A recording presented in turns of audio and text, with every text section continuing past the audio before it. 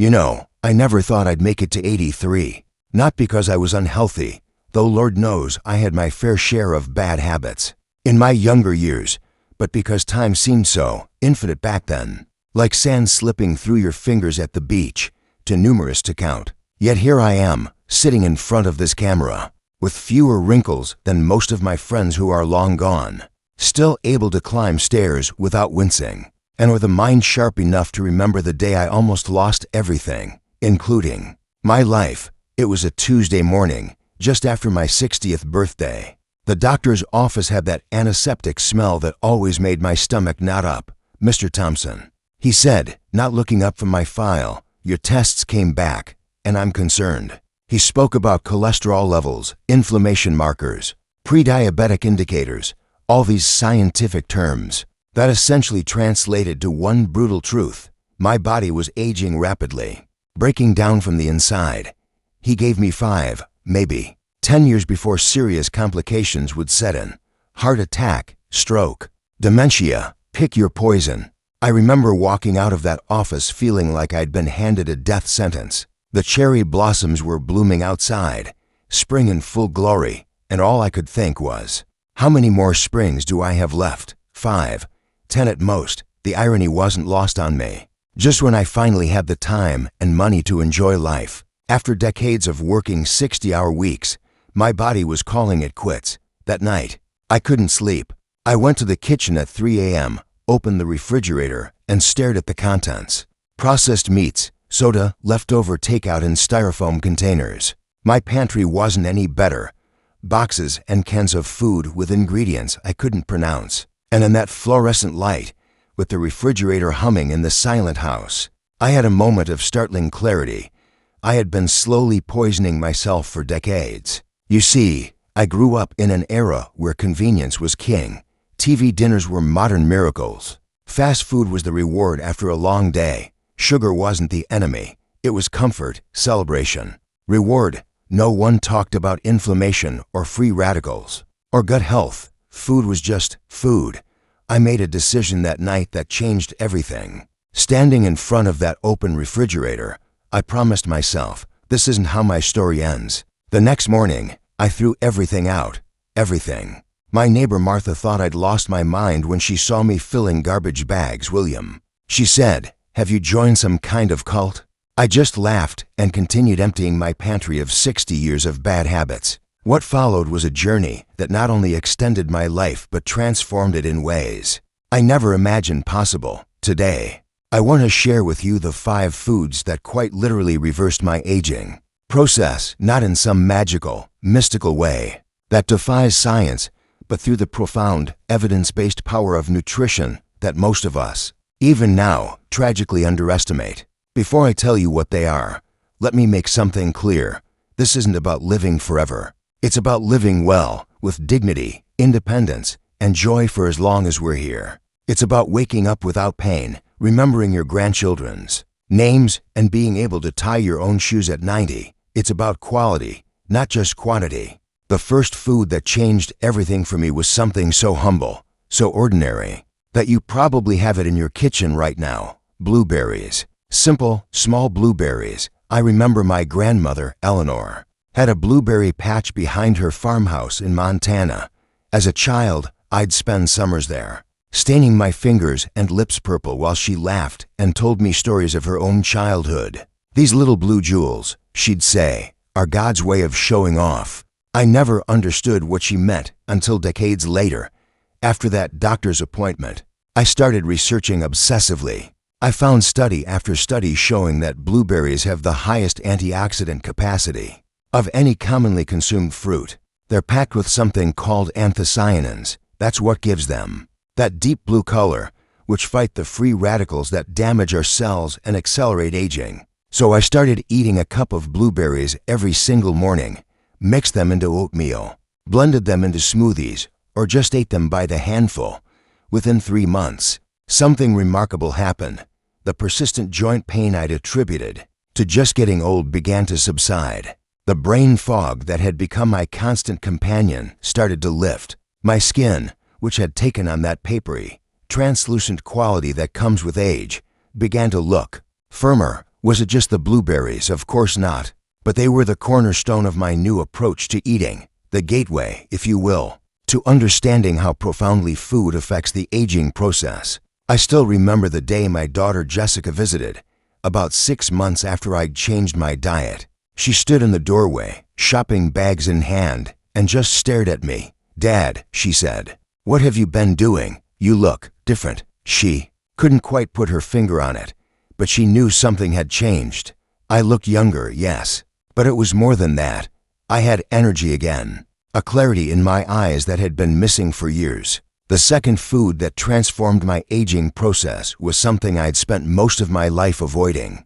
Because of misguided nutritional advice, eggs, whole eggs, yolks and all, for decades. I'd dutifully eaten egg white omelets, discarding the golden centers because we were all terrified of cholesterol.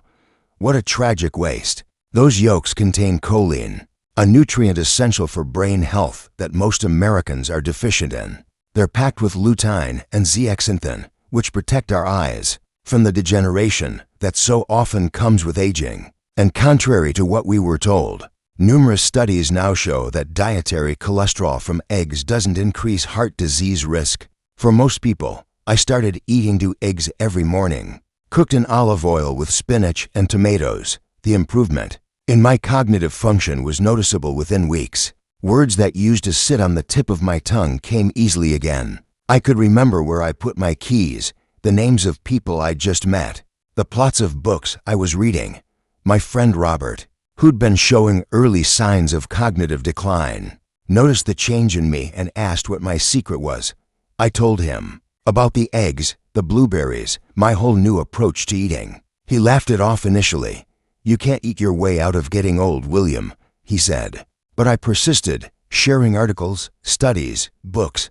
Eventually, he agreed to try it for 1 month. 6 weeks later, his wife Barbara called me in tears. "Whatever you told Robert to do," she said, her voice breaking, "keep telling him. He's coming back to me." She explained how he was remembering conversations again, engaging with their grandchildren, even working in the garden, something he'd abandoned as too confusing and frustrating a year earlier. The third food that became central to my anti-aging protocol was one that required me to overcome a lifetime of picky eating, fatty fish, particularly wild-caught salmon. Growing up in the Midwest in the 1940s and 50s, fish wasn't a big part of our diet unless it was fried beyond recognition. The smell, the bones, the unfamiliar texture, I'd always found excuses to avoid it. But the research on omega-3 fatty acids and brain health was too compelling to ignore. DHA and EPA, the omega-3 fatty acids found abundantly in fatty fish, are structural components of our brain cells. They're essential for maintaining the fluidity of cell membranes, which allows our neurons to communicate effectively. Studies show that people with higher levels of these omega-3 have larger brain volumes as they age and slower rates of cognitive decline. So I forced myself to learn to cook salmon. My first attempts were disastrous, overcooked, underseasoned, still with that fishy smell I detested. But I persisted. I tried different recipes, different cooking methods. Eventually, I discovered that a simple preparation, just lemon, dill, salt, and a quick broil, was all it needed. I committed to eating salmon twice a week, and within months I noticed another significant change: my skin. The chronic dryness that had plagued me for years began to improve.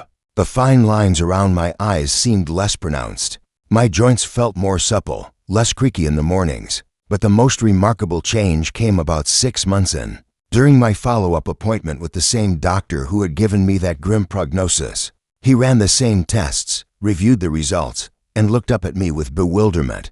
"Mr. Thompson," he said, flipping through my file as if searching for an explanation, "your inflammatory markers have dropped significantly.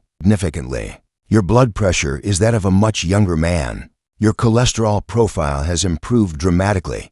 He looked at me suspiciously, as if I might be taking medications I hadn't disclosed. When I told him about my dietary changes, he gave me that patronizing smile doctors sometimes use when patients talk about alternative approaches. "Diet certainly helps," he said, "but these kinds of improvements usually require medication." He couldn't conceive that food alone could create such profound physiological changes. I didn't argue.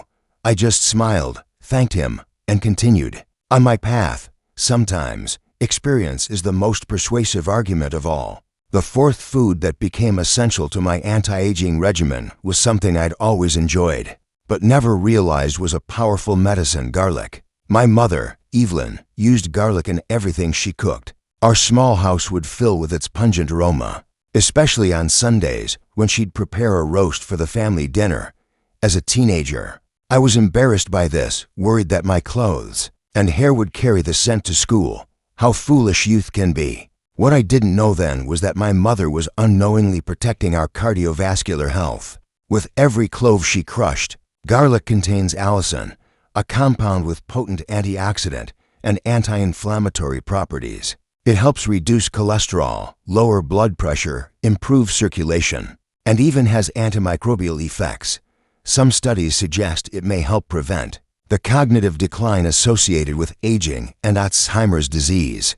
I began incorporating fresh garlic into almost every savory dish I prepared, not the pre-minced kind that comes in jars. That processing destroys much of the beneficial allicin. I'm talking about fresh cloves, crushed or chopped and allowed to sit for about 10 minutes before cooking, which maximizes the formation of those beneficial compounds. Within a year of making these dietary changes, something happened that I still find difficult to explain to people who haven't experienced it.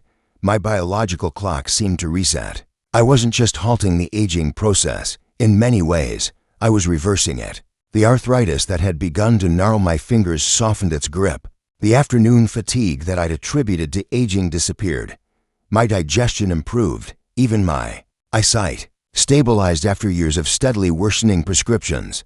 My doctor, still skeptical, but now undeniably curious, suggested we do some advanced testing. The results showed that markers of cellular aging, things like telomere length and mitochondrial function, had actually improved. Whatever you're doing, he finally admitted, keep doing it. This is remarkable. But perhaps the most meaningful validation came during a high school reunion I attended 7 years. After changing my diet, I was 67 by then, mingling with people I hadn't seen in almost 5 decades. A woman approached me, squinting at my name tag, clearly not recognizing me. When I reminded her who I was, her jaw literally dropped. "William," she said, studying my face with disbelief, "but you look younger than you did at our 30th reunion." Others made similar comments throughout the evening. One former classmate even asked, only half-jokingly, if I'd had work done. I hadn't, of course. My only work had been in the kitchen, transforming my relationship with food. The fifth and final food that completed my anti-aging protocol was one that connects us to our most ancient human roots: bone broth. This might sound trendy now, with bone broth shops popping up in hip urban neighborhoods, but it's actually one of the oldest healing foods on the planet. Nearly every traditional culture has some version of it, a slow-simmered broth made from animal bones and connective tissue.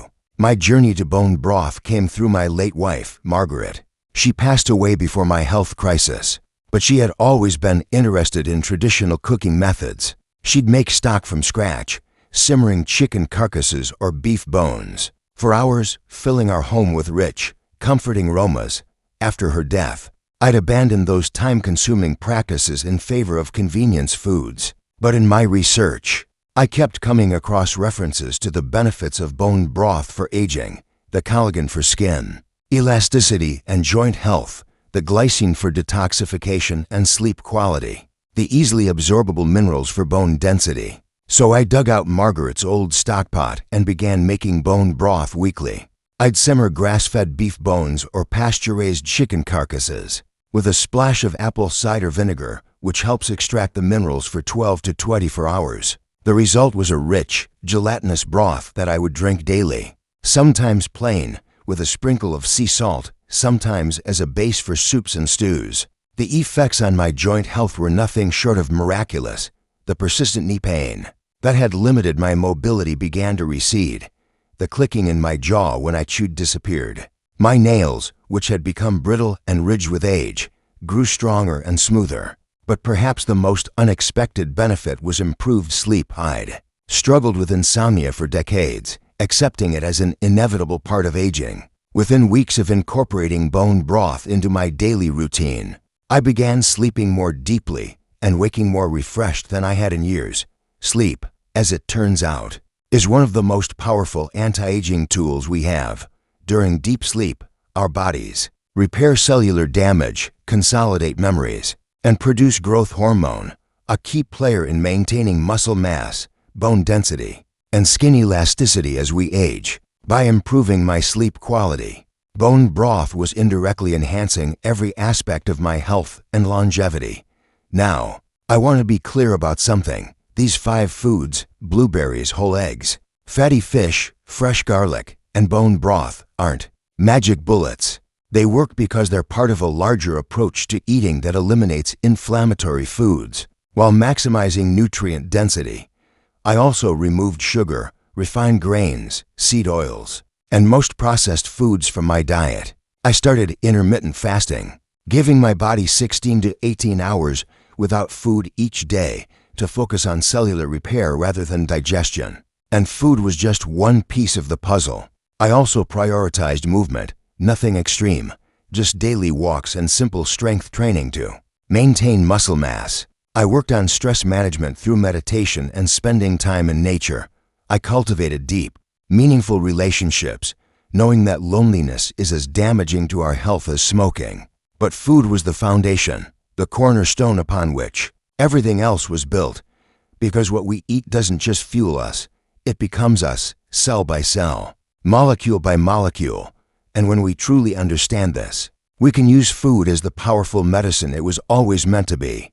I'm not sharing this to boast or to claim I've discovered some revolutionary secret. These principles have been known by traditional cultures for millennia and are now being validated by cutting-edge science. I'm sharing this because, at 83, I've been given a gift I never expected: additional decades of health, vitality, and purpose, and gifts are meant to be shared. 23 years ago, sitting in that doctor's office, I was told to prepare for a rapid decline. Today, I hike with my grandchildren, travel internationally, volunteer teaching English to immigrants, and yes, occasionally dance with beautiful women at community socials. My calendar is fuller now than it was in my 60s, and I approach each day with an energy that confounds people half my age. Is this just good genetics luck? Perhaps partly. We all come with different genetic predispositions, different starting points in this journey called life. But increasingly, science is showing us that genes are not destiny. They're more like suggestions. It's our environment, particularly our food environment, that determines which genes are expressed and which remain dormant. I've watched friends with good genes deteriorate rapidly due to poor dietary choices, and I've seen others, like myself, with family histories of heart disease, diabetes, and dementia, completely alter our expected trajectories through conscious eating. Last year, my granddaughter Lily interviewed me for a school project on healthy aging. She asked me a question I'll never forget. "Grandpa, aren't you sad knowing you have fewer years ahead than behind you?" I thought about it for a moment and realized something profound. I don't feel that way at all. Yes, actuarial tables suggest I have fewer years ahead, but they're based on averages that include people who haven't made the choices I've made. More importantly, I've learned that life is measured not in years, but in vitality, in presence, in the ability to engage fully with each moment. Some people in their 50s are already old, burdened by preventable conditions, trapped in bodies that no longer serve them well, their horizons shrinking with each passing year. Others, well into their 90s, remain vibrantly alive, active contributors to their communities, eager participants in the grand adventure of life. The difference often comes down to the hundreds of small choices we make each day, particularly what we put on our plates.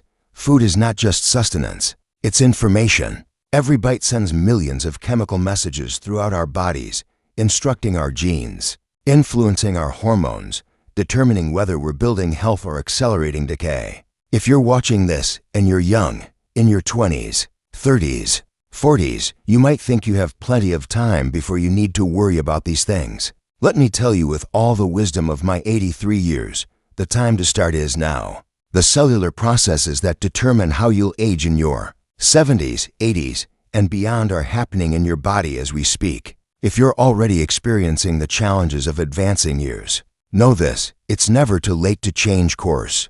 I was 60 when I transformed my relationship with food, already dealing with the early stages of several chronic conditions. Within a year, many of those conditions had reversed. Within 5 years, doctors could find no physiological evidence that they had ever existed. The human body has an extraordinary capacity for regeneration when given the right raw materials. Your body wants to heal. It wants to thrive.